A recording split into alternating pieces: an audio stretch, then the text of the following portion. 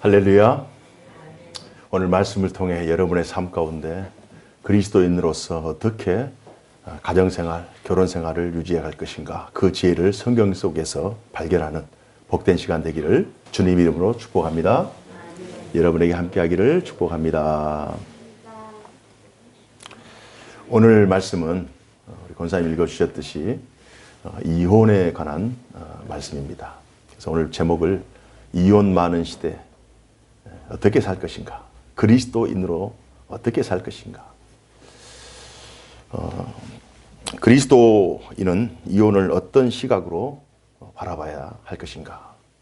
오늘 본문의 말씀을 함께 간략하게 살펴보자면, 예수님께서 이제 사역을 하시는 도중에 바리새인이 이제 시험 삼아 예수님께 질문합니다. 예수님, 이혼에 대해서 어떻게 생각하십니까? 그래서 예수님께서는 이혼은 하나님께서 정하신 결혼이라고 하는 그런 제도 속에서 한 가정이 됐기 때문에, 하나님께서 정해줬기 때문에 둘로 나눌 수 없다. 그렇다면 모세는 이혼 증서를 주고 이혼을 시켰는데, 그러면 모세가 잘못됐습니까? 율법이 그릇됐습니까? 그러자 예수님께서는 그것은 인간의 욕심이다. 여자 혹은 남자가 음행한 연고 없이 스스로 그 가정을 파괴하는 그런 음행한 연고 없이 남자 편에서 여자 편에서 배우자를 버리는 것은 이건 하나님의 뜻을 거스리는 것이다. 이렇게 정의를 내립니다. 그러면서 그러면 모든 사람들이 다 결혼을 해야 되느냐? 그렇지 않다. 하나님께서 특별히 하나님의 뜻하신 바 속에서 결혼하지 못한 상태 혹은 스스로 예수님과 결혼하고 하나님과 결혼하는 그러한 사람들이 있을 수 있다. 천국을 위하여 스스로 고자가 된 사람도 있고, 또 날 때부터 태생적으로 결혼하지 못하는 그러한 사람도 있다. 라고 하면서 하나님의 은혜 가운데 각자 하나님께서 주시는 대로 이렇게 어떤 사람은 개인적으로 살고, 어떤 사람은 가정을 이루되, 가정을 이룬 사람은 그 가정을 지키는 것이 마땅하다. 이렇게 예수님께서 오늘 본문의 말씀에서 말씀하고 계십니다. 여러분들은 이혼에 대해서 어떻게 생각하세요? 요즘 너무나도 많은 가정들이, 너무나도 많은 경우 여러 이유로 이혼을 합니다. 대한민국 이전에 이제 조선이라고 하는 나라가 있었죠. 500년 동안 그 조선이 유지되면서 여러 이제 그 가정생활, 특히 이혼에 관해서 남자 편에서 여자를 내치는 그러한 조건, 그것을 이제 칠거지악이라고 해서 남자 편에서 어떻게 하면 이 여자를 밖으로 내보낼까라고 하는 그러한 남자 본위의 그러한, 어떻게 보면 우리가 생각할 때 참 터무니없는 그러한 법인 것 같지만 그러한 문화들이 존재했습니다. 칠거지악에는 어머니, 시어머니에게 순종하지 않는 것, 그러면 이제 여자를 내칠 수 있는 것, 시어머니에게 순종하지 않고 대들, 또 아들을 낳지 못하는 것. 요즘은 뭐 아들을 아예 안 낳잖아요. 스스로 안 낳잖아요. 아들을 낳지 못하면 칠거지악에 걸려서 내쫓겨 나갈 수가 있어요. 또 바람을 피우는 것, 질투하는 것, 나쁜 병에 걸리는 것. 병 걸린 것도 너무 억울한데, 나쁜 병에 걸렸다고 해서 남편이 아내를 내치는 거예요. 또 말을 함부로 하는 것. 요즘 그 유행하는 단어가 바가지. 바가지를 이렇게 계속 긁어대면 그것도 칠거지악에 속하는 것. 도둑질을 하는 것. 손버릇이 나쁘는 것. 그래서 이 7가지가 남자 편에서 봤을 때 그 아내가 어떤 건수가 되면 이걸 빌미로 해서 여자를 내보내는 그런 수단으로 삼습니다. 그러면 여인 편에서 너무 억울하잖아요. 그래서 여인 편에서 어느 정도 그 사회적인 안전망, 보호막이 있어요. 그걸 바로 삼불거라고 하는 건데요. 첫째, 아내가 돌아갈 데가 없는 경우. 처가가 다 친정이 다 돌아가셨거나 혹은 어디 갈 데가 없는 경우는 내치질 못해요. 그 공동체 내에서. 또 두 번째는 부모의 3년상을 함께 치렀을 경우. 내치지 못하고, 세 번째로는 가난할 때 시집 와서 고생하다가 함께 부자가 되었을 때 그때는 내치지 못한다. 이게 삼불거. 자, 이런 제도가 조선시대에 존재했어요. 그러나 많은 경우 조선시대는 유교사회였기 때문에 참고 인내하면서 특히 여성 편에서 참고 인내하면서 가정을 지켜냅니다. 그래서 크게 이혼하는 이혼율이 높지는 않았어요. 그러나 시대가 바뀌면서 최근에는 굉장히 많은 이혼율이 증가하고 있습니다. 제가 여러분에게 여쭤보고 싶어요. 여러분들은 결혼의 반대가 어떤 말이라고 생각하세요? 결혼의 반대. 결혼의 반대는 이혼? 그렇게 생각할 수 있겠잖아요. 결혼의 반대는 이혼. 저는 말씀을 준비하면서 결혼의 반대가 뭘까? 결혼의 반대는 이별이라도 이별. 헤어짐. 그렇다면 이혼의 반대는 뭘까요? 이혼의 반대. 이혼의 반대는 결혼일까요? 결혼 이전에 만남이라고 하는. 그래서 결혼이라고 하는 것은 이 이혼과 결혼의 반대말을 잘 섞어서 합성해서 한 문장으로 만들면 두 남녀가 만나서 서로 사랑하고 함께 헤어지지 않고 함께 살아가면서 가정을 이루는 생활. 이게 결혼 생활이에요. 그래서 만남, 그리고 헤어지지 않고 함께라고 하는, 만나서 함께 가정을 이루는 이 생활이 결혼 생활. 그러니까 이혼은 만남이 아니라 이별이 돼버려요. 함께가 아니라 분리가 돼버리는. 그래서 함께 해야 할 사람이 함께 하지 못하는 것이 이혼인 거예요. 그래서 이혼을 생각할 때 가장 중요한 요소는 이별, 헤어짐, 분리라고 하는 그런 개념입니다. 하지만 많은 경우 헤어지는 그런 이유가 특히 요즘 헤어지는 이유가 굉장히 인간적인 이유가 많아요. 세상적인 기준에서 또 인류 문명사적인 그러한 관점에서 이혼의 이유들을 듭니다. 가장 이혼이 많은 경우가 이제 성격 차이가 있을 수 있겠죠. 성격 차이. 성격 차이. 혹은 성격 차이. 살다 보니까 그런 성격이 막 드러나는 거예요. 함부로 하기 때문에. 언행이 자기가 안 맞는 거예요. 그래서 이혼의 이유를 들어서 또 이혼을 실제로 하는 경우들이 참 많습니다. 또 어떤 경우에는 재정 상태 때문에. 너무 힘드니까. 너무 살기 힘드니까. 재정 상태 때문에 이혼해. 조선시대에도 굉장히 집안이 가난해서 여자가 이제 도저히 못 살겠다 싶어서 이제 출가해야 되겠다라고 했을 때는 여기 옷고르미를 잘라서 새벽에 삼신당 앞에 서 있으면 첫 번째 만난 그 남자가 그 여자를 데리고 가는 그러한 관습도 있었어요. 재정 문제. 우리가 먹고 사는 문제가 굉장히 중요하죠. 그래서 그 먹고 사는 문제 때문에 그 아름다운 만남이 깨지고 서로 이별을 하는. 한번 지금 우리의 지금 일상에서 충분히 일어나고 있는 일이기 때문에 한번 공감을 했으면 좋겠어요. 성격 차이, 재정 문제, 또 육아 스트레스, 직장 문제, 가사, 노동, 또 양가 집안 문제. 두 사람은 좋은데 이거 뭐 치색 친정 해가지고 이거 뭐 양서 갈등, 뭐 거부 갈등, 뭐 이래가지고 그 갈등 때문에 도저히 결혼 생활이 존속이 안 되는 그러한 경우들도 얼마든지 있습니다. 굉장한 많은 이유로 요즘 이혼율이 높아지고 있습니다. 물론 이런 문제들도 큰 문제이지만 과연 그리스도인들은 이러한 이유들 때문에 세상 사람들 많이 이혼을 하지만 그리스도인들은 어떻게 해야 되는가?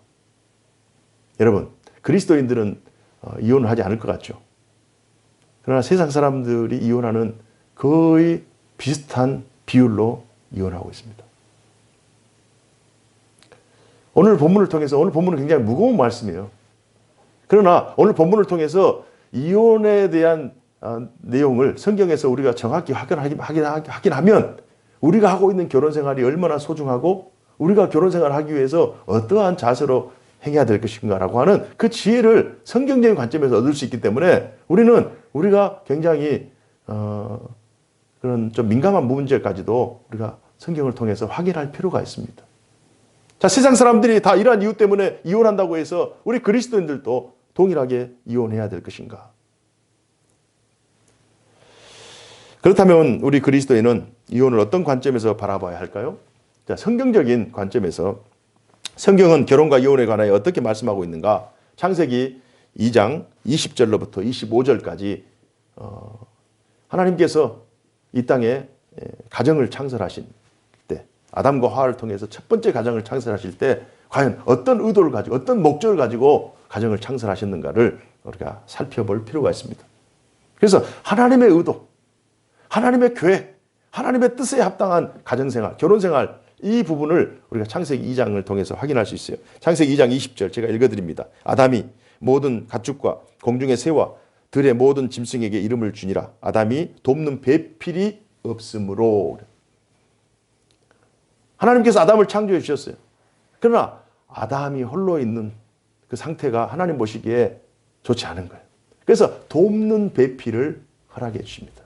그래서 그 돕는 배필, 여호와 하나님이 아담을 깊이 잠들게 하심에 잠들매 그가 그 갈빗대 하나를 취하고 살로 대신 채우시고 여호와 하나님이 아담에게서 취하신 그 갈빗대로 여자를 만드시고 그를 아담에게로 이끌어 오시니 아담이 이르되 이는 내 뼈 중에 뼈요 살 중에 살이라. 이것을 남자에게서 취하였은즉 여자라 부리리라 하니라. 돕는 배필이 결국 자신에게서 나온 그 완벽한 한 몸이라고 하는 거예요. 그래서 태초의 인간인 아담은 그런 식으로 해서 남자, 여자, 아담, 하와 해서 돕는 배필이 자기에게서 나와서 둘이 한 가정을 이루었어요. 그렇다면 오늘날 이것을 우리는 남자, 여자가 서로 만나서 한 가정을 이룬다고 하는 것은 자, 아담과 하와, 아담에게서 하와가 나와서 둘이 한 가정을 이루었듯이 이제는 시간이 지나서 남자, 여자가 만나서 한 가정을 이룬다고 하는 것은 서로 한 몸이라고 하는 이 사실을 우리가 확인해야 돼요. 아담은 자신의 몸에서 갈빗대를 취해서 여자를 만들고 그 이름을 하와라고 했잖아요. 그렇게 해서 한 가정을 이루었어요. 그러니까 한 몸이라고 하는 그 개념이 이게 실질적으로 아담이라고 하는 한 몸에서 나왔기 때문에 우리가 확인할 수 있어요. 그러나 우리가 잊고 사는 것은 남자, 여자가 만나서 가정을 이루었다. 가정이라는 공통 분모가 있잖아요. 아담의 가정, 또 우리들의 가정. 그렇다면 우리가 왜 이혼하고 되고 왜 우리가 배우자를 함부로 하는가? 한 몸이라고 하는 이 의식이 부족하기 때문에. 하나님 안에서 하나님께서 가정을 만드실 때는 돕는 배필이라고 하는 그 개념 속에서 한 몸이라고 합니다. 아담과 하와가 하나이듯이 남자 여자가 만나서 가정을 이룰 때는 이제는 둘이 아니라 하나다. 하나님께서 하나를 회복하신 거예요. 그 개념이 굉장히 중요합니다.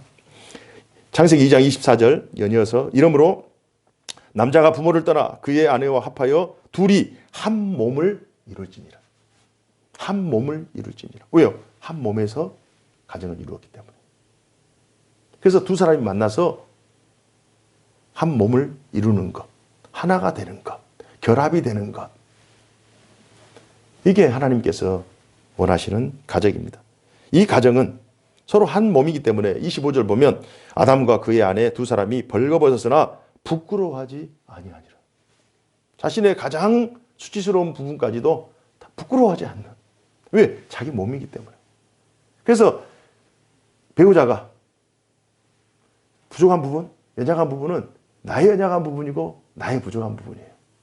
배우자가 실수하고 배우자가 넘어지는 이 부분 또한, 병약한 이 부분 또한 나의 연약한 부분이고 나의 부족한 부분이에요. 그래서 한 몸 의식을 가지고 배우자를 보고 상대방을 봤을 때 하나님을 통해서, 말씀을 통해서 배우자를 보는 그러한 의식이 우리 그리스도인들에게 있어야 돼요.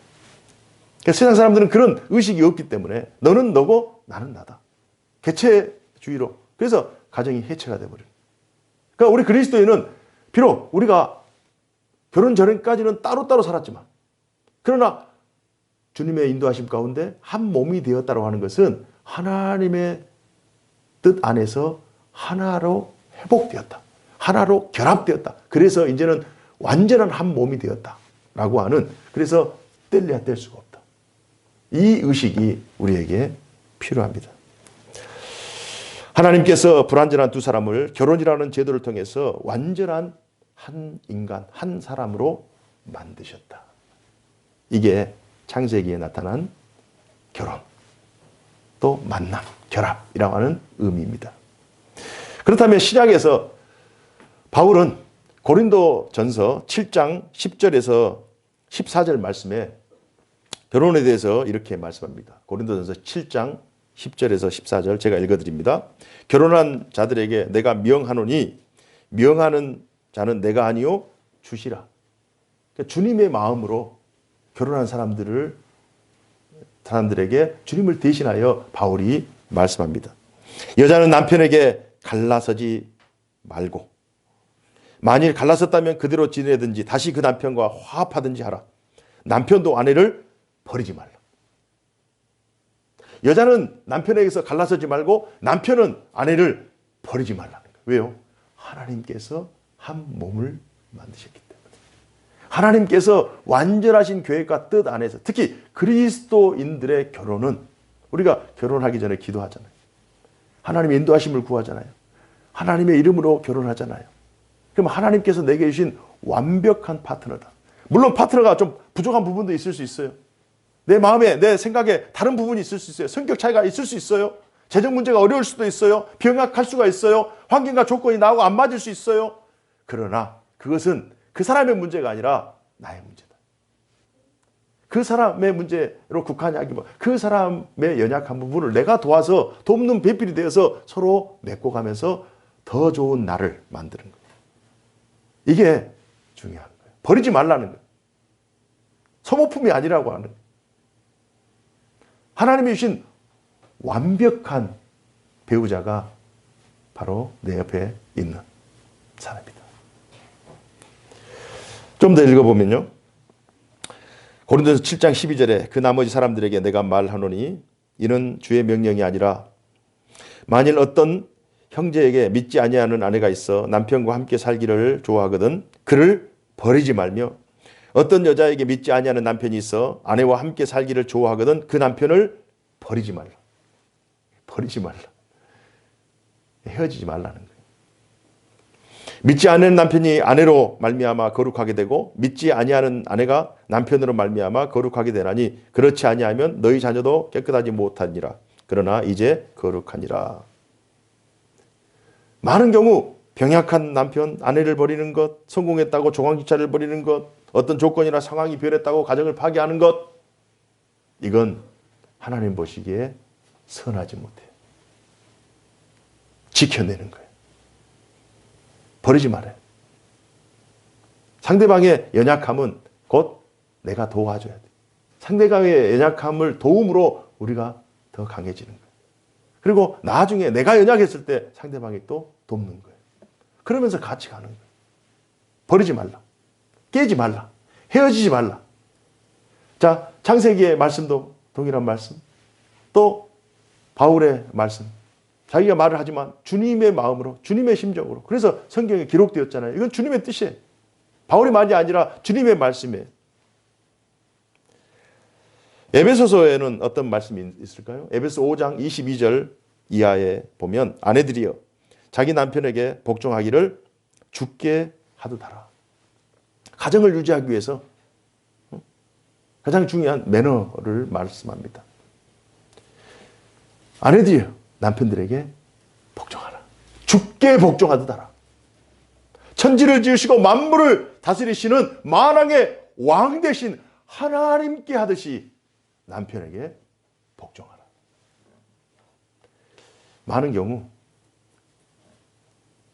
아내들이 남편에게 복종하지 않기 때문에 하나님께서 부여하신 가장이라는 그 권위와 거룩한 리더십에 거부하기 때문에 가정이 복잡하고 시끄럽습니다.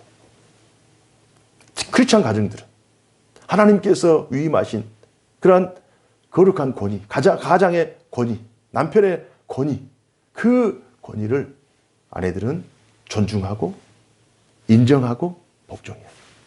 그래야 가정이 평안합니다. 자, 그렇다면 남편들은 그렇다고 치고요.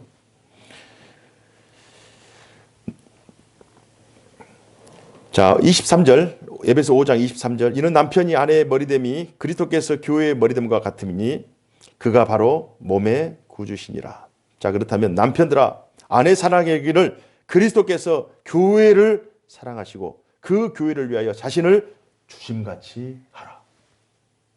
자, 아내들은 남편들을 마치 죽게 하듯 복종하고 섬기고 순종하라는 거예요. 그렇다면 남편들은 그 섬김을 받기만 하느냐? 아닙니다. 그리스도께서 교회를 위하여 자기 몸을 주신 것처럼 아내를 위하여 죽으라는 거예요. 아내를 위하여 아끼지 말라는 거예요. 아내를 자기 몸을 다 불사르듯이 내어주라는 거예요. 그러면 한쪽에서는 복종하고 순종하고 한쪽에서는 아끼고 사랑하고 위하고 그러면 그 가정이 화목하게 될 줄로 믿습니다. 이게 이루어지지 않기 때문에 서로 복잡해지는 거예요. 서로 자신의 권위를 주장하고 자신의 생각을 주장하고 그러다 보면 싸울 수밖에 없는 거예요. 싸움이 커지면 이제 결국 서로 갈라지게 되는 것입니다.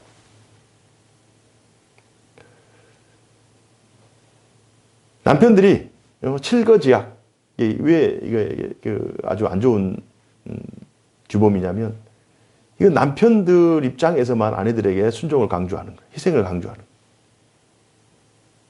그러나 그리스도인들은 성경적인 기준은 부인들은 남편을 존경하지만 남편은 부인을 위하여 목숨을 다해 부인을 지켜주고 아껴주고 대변해주고 보호해주라는 거예요. 목숨을 다해 아내의 필요한 것들을 채우라는 거예요. 그럼 누가 더 손해 같아요? 서로 잘하라는 거예요. 서로 아껴주고 서로 돕고 서로 한 몸이다. 왜? 하나님께서 내게 주신 가장 아름다운 사람이다. 이런 마음이 필요합니다.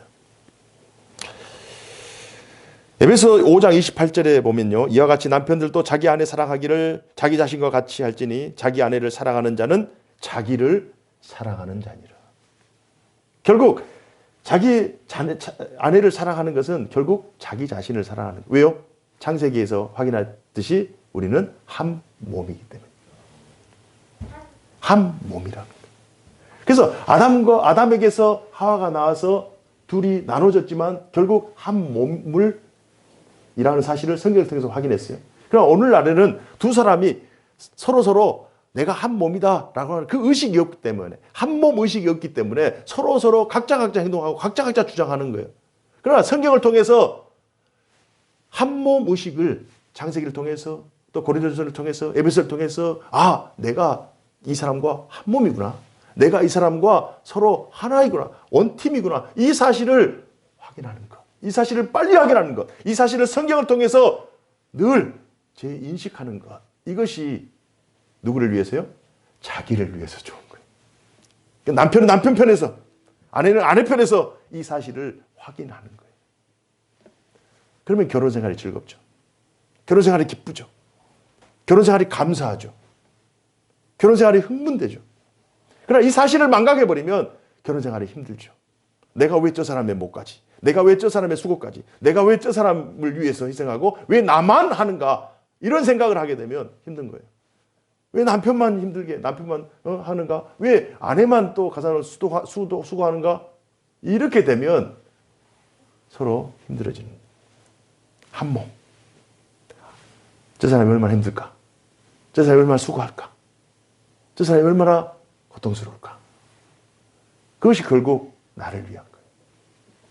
이것을 성경을 통해 확인할 필요가 있습니다. 에베소서 5장 31절에 그러므로 사람이 부모를 떠나 그와 그의 아내와 합하여 그들이 한 육체가 될지니, 똑같은 말씀을 하는 거예요.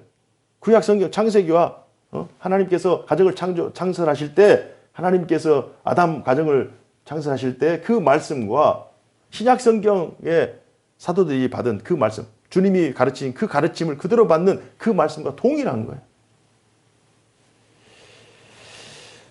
사람이 부모를 떠나 그의 아내와 합하여 그들이 한 육체가 될지니 이 비밀이 크도다. 나는 그리스도와 교회에 대하여 말하노라.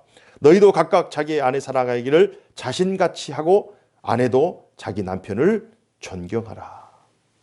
이 말씀이 있습니다. 아내와 자신을, 남편과 자신을 동일시해야 돼. 이혼 많은 시대 어떻게 살 것인가? 사람들이 많이 이혼한다고 해서 휘둘릴 필요가 없어요. 우리 그리스도인들은 하나님의 말씀에 깊이 닷을 놓고 우리의 가정이 든든하게 세상의 풍류와 세상의 문화와 세상의 관습이나 세상의 변화에 휘둘릴 필요가 없는 거예요. 우리의 가정은 우리가 지키는 거예요.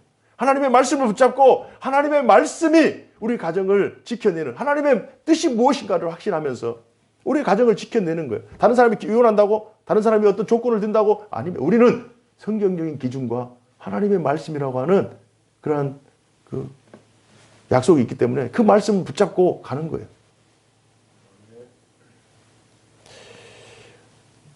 동일시가 중요합니다. 배우자의 실수는 누구의 실수라고요? 나의 실수, 나의 실수.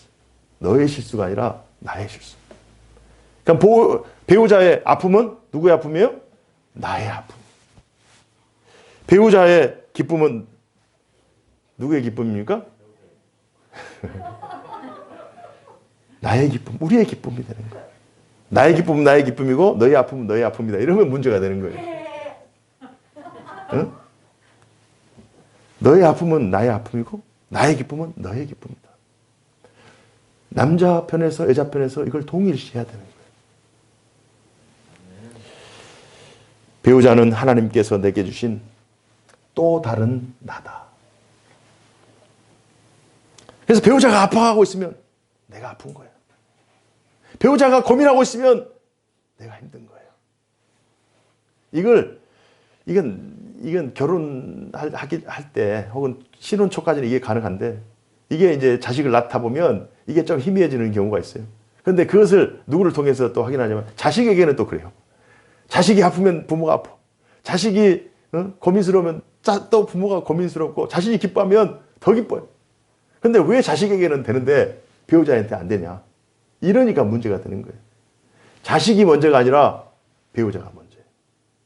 배우자가 행복하고 부부가 행복하게 지내는 것을 자식이 보면서 그래 그렇게 나도 행복해야 되겠다라고 해야 결혼 생활도 하고 또 더 좋은 가정을 만들 수 있는 거예요.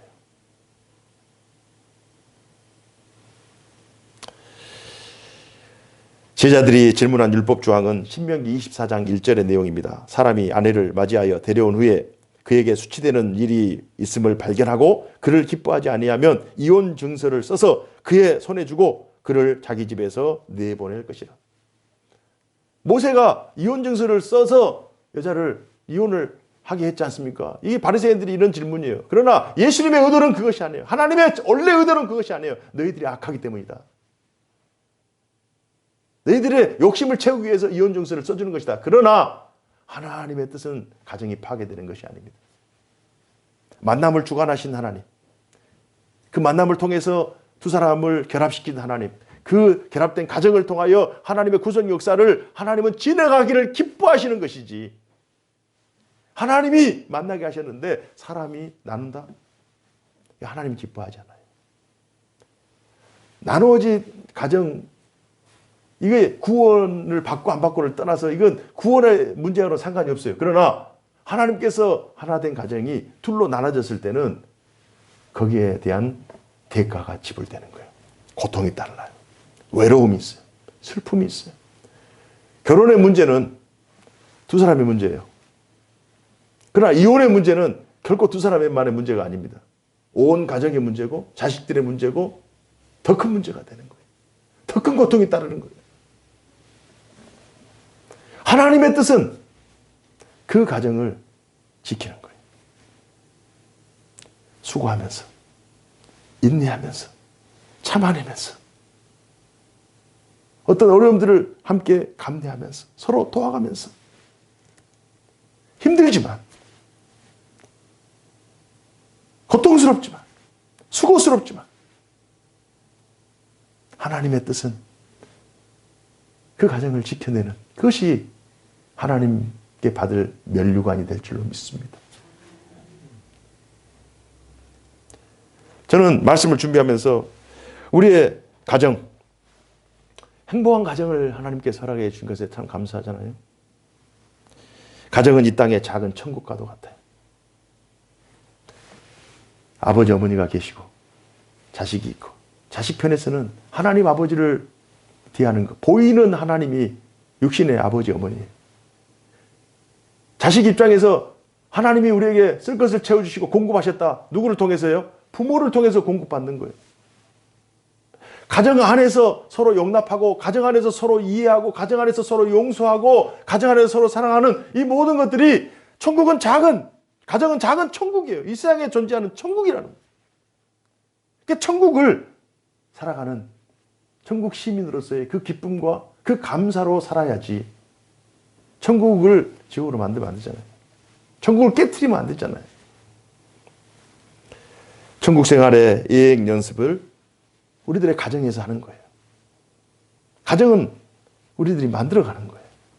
천국을 우리들이 가정생활을 통해서 더 아름답게 만들어가는 거예요.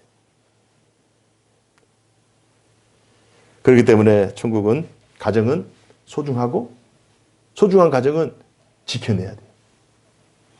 사랑을 하고 책임과 의무를 감당해야 되고 또 감사로 지켜내야 되는 것입니다. 자, 그렇다면 이미 이제 결혼한 사람은 이제 그렇게 되고 이미 이혼했거나 혹은 결혼하지 않는 사람은 어떻게 해야 됩니까? 이미 이혼한 사람들은 어떻게 됩니까? 이미 이혼한 사람들은 이제 누구랑 결혼해야 돼요? 주님과 결혼해야 돼요. 이미 사별하신 분은 이제 주님과 결혼을 하는, 그래서 성경에 보면 주님은 신랑이고 우리는 신부라고 하는 거예요. 혼인잔치가 나오는 거예요. 그래서 이 땅에서 결혼한 사람들은 결혼 관계, 가정을 유지하고 살지만 이미 이혼했거나 혹은 혼자 살거나 결혼하지 않는 사람들은 주님과 결혼해서 영원한 결합, 주님과 만나서 주님과 동행하면서 주님 안에서 행복한 삶을 만들어내는 주님과의 결합을 통해서 신앙생활을 하는 것입니다. 천국생활을 하는 것입니다. 사랑하는 여러분, 가정은 하나님께서 세우신 신적기관이에요. 교회, 가정들이 모여있는 교회 또한 하나님께서 세우신 신적기관입니다. 하나님께서 두 기관에 관심이 있어요. 좋은 가정이 있어야 좋은 교회가 있고 좋은 교회가 있으므로 좋은 가정들이 존재하는 것입니다. 좋은 부모, 신앙 좋은 부모가 있어야 그 신앙을 자녀들이 받고 또 좋은 신앙의 남편, 아내가 있어야 서로 윈윈하면서 신앙 상승이 이루어지는 것입니다. 누가 만들어주는 것이 아니에요. 좋은 가정을 다른 남자가 만들어서 다른 여자가 만들어서 만들어주는 것이 아니에요. 우리가 만들어가는 거예요. 이혼하는 경우는 여러 지금 뭐 문화적인 그 차이, 성격 차이, 경제적인 차이 이런 여러 요소들이 있지만 성경 안에서는 음행한 연고 없이 이혼하지 말라. 이혼 증서를 줬지 않습니까? 그것도 자기 욕심이다. 칠거지약 그것도 다 욕심이다. 육체에 끌려 사지 말고 하나님의 말씀대로 배우자가 음행한 연고 없이 자기의 의지대로 욕망대로 내치지 말라는 거예요. 버리지 말라는 거예요. 그래서 하나님께서 우리에게 허락하신 소중한 가정, 이미 연세가 드신 분들은 이제 우리들의 자녀들이 그런 가정을 이끌어야 되잖아요. 하나님이 기뻐하시고 하나님 복 주시는 가정, 자손 대대로 하나님께서 사랑해 주시는 그런 가정을 만들어야 되잖아요. 그리고 오늘 말씀을 통해서 이미 신앙, 가정생활을 하고 있지만 내가 진정 이 사람이 한 몸이다. 이 사람이 내게 주신 하나님의 최고의 배우자다라고 하는 이 사실이 이제는 성경을 통해서 한 몸 의식이라고 하는, 동일시라고 하는 이 말씀을 통해서 다시 한번 재확인해서 더 사랑하고, 더 존중하고, 더 아끼고, 더 도와가면서 하나님께서 기뻐하시는 그런 행복한 가정 이루시기를 주님 이름으로 축복합니다. 기도하겠습니다. 사시고 역사하신 하나님 아버지 참 감사합니다. 오늘 본문 말씀을 통해서 크리스찬들의 결혼생활, 가정생활을 함께 살펴보았습니다. 우리들에게 있어서 세상 사람들이 많이 이혼을 하고 서로 헤어지고 또 갈라지지만, 그러나 우리 그리스도인들은 가정이 얼마나 소중하고 만남이 얼마나 소중하고 만남 이후에 하나님께서 가정을 통하여 이루시는 그 놀라운 일들이 얼마나 크고 귀한 것인지를 알고 우리의 가정을 더욱 소중히 여기고, 마치 남편은 그리스도께서 교회를 위하여 자기 몸을 내준 것처럼 아내와 자식들을 위하여 희생하고, 또 아내들은 마치 주님을 대하듯 죽게 하듯 순종하며 복종하면서, 그러나 남편들은 그 위에서 군림하기보다 서로 사랑하고 아끼고 또 나누면서 하나님이 기뻐하시는 가정, 하나님이 복 주시는 가정 다 되게 하여 주옵소서. 허락하심을 믿사옵고 살아계신 주 예수님 이름으로 감사하며 기도하옵나이다. 아멘.